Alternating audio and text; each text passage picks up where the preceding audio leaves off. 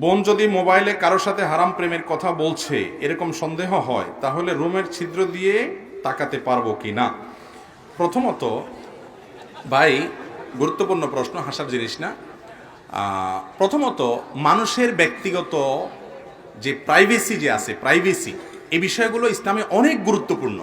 কোরআনে কারিমে আল্লাহ তাআলা বলেছেন কারোর বাসায় যেতে হলে অনুমতি চাও, আসতে পারি কিনা, অনুমতি পেলে তারপর ঢুকো। আজকে আপনি স্মার্ট সাজতেছেন, ভদ্রতা সাজতেছেন, দেখাচ্ছেন 1450 বছর আগে ইসলামে ভদ্রতা শিখে বসে আছে। আজকে আপনি ভদ্র সাজতেছেন যে কারোর বাসায় কারোর অফিসে ঢোকার আগে রুমের বাইরে থেকে সালাম দাও, অনুমতি নাও। অনুমতি যদি না দেওয়া হয়, কোনো শব্দ যদি না পাও, ফেরো যাও। খবরদার অনুমতি ছাড়া কারোর কক্ষে প্রবেশ করবে। কারোর বাড়িতে উকি দেওয়া নিষেধ, গুনাহের কথা। নবী করিম সাল্লাল্লাহু আলাইহি ওয়াসাল্লাম বলেছেন কেউ যদি কারোর বাড়িতে উকি মারে তাহলে সেই ক্ষেত্রে তার চোখ তুলে ফেলার মতো অপরাধ সে করলো। চোখ তুলে ফেলতে নবী সাল্লাল্লাহু আলাইহি ওয়াসাল্লাম বলেন নাই, মানে খুব জঘন্য অপরাধ করলো, এটা বুঝিয়েছেন তিনি।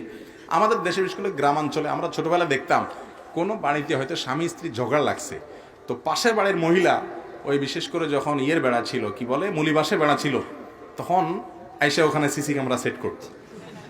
ঠিক না ঠিক? এমন ভাবে তাকায়, ওইটা মানে সিসি ক্যামেরা লাগাইছে আর কি, ঠিক না? এই কাজগুলো হারাম, গুনাহের কথা। তার বাসার ভিতরে তার ব্যক্তিগত জীবন যাপনের উপরে আপনি হস্তক্ষেপ করার অধিকার আপনার, এটা গুনাহের কথা, জায়েজ নাই ভাই। আমরা তো আজকাল এরকম অনেক জিনিস করছি। ফেসবুকে তো এই সমস্ত জিনিসগুলোর কোনো দোষ নাই। একটা গোপন ভিডিও পাইছেন কারোর, ছড়াই বেড়াচ্ছেন, সে অন্যায় করছে, আল্লাহর কাছে সে শাস্তি পাবে, তার বিচার যেন হয় সেজন্য আপনি যথাযথভাবে ব্যবস্থা গ্রহণ করতে পারেন, বিচার মুখোমুখি করতে পারেন। কিন্তু সেটা নিয়ে মজা করতেছেন, সেটা নিয়ে আপনি এনজয় করতেছেন, মানুষকে দেখিয়ে বেড়াচ্ছেন, অশ্লীলতার বিস্তার করতেছেন। এগুলোকে আমরা দোষের কিছুও মনে করি না। ইমানদার প্রত্যেকটা কাজ করার আগে ভাববে যে আমার এটা কি নেকামলে পাল্লা উঠবে, নাকি আমার এই হাসি তামাশা আমার বদামলে পাল্লা উঠবে। আল্লাহ আমাদেরকে সেভাবে চলার তৌফিক দান করুন। এবার মূল প্রশ্নের উত্তরে আসি। আপনার বোন কোনো ছেলের সাথে হারাম সম্পর্কে জড়িয়ে গেছে, ভুল পথে যাচ্ছে, আপনার মনে হচ্ছে সে বিপদ ডেকে আনছে, তাহলে তাকে আপনি মনিটর করার অধিকার আছে। কারণ সেই মনিটরিংটা তার ভালোর জন্য, সেই মনিটরিংটা তার কল্যাণের জন্য।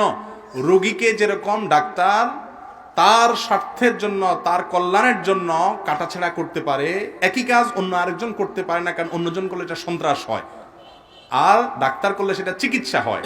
আপনার বোন সে বিপথে চলে যাচ্ছে, আপনার ছেলে বিপথে চলে যাচ্ছে, এখন তার গোপন বিষয়গুলো আপনি যদি মনিটর না করেন তাহলে সে সর্বনাশ ডেকে আনবে।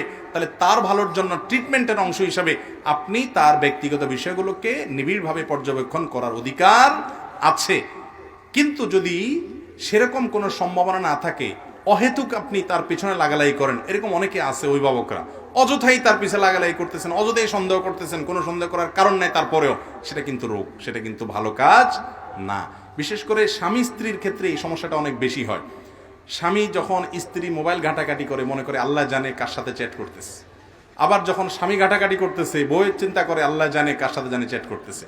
এই অযথা সংশয় সন্দেহের কারণে দেখা যায় পাসওয়ার্ড নেওয়ার উদ্ধার করার চেষ্টা করে, ঘুমায় গেলে আপনার পাসওয়ার্ড উদ্ধার করার চেষ্টা করে।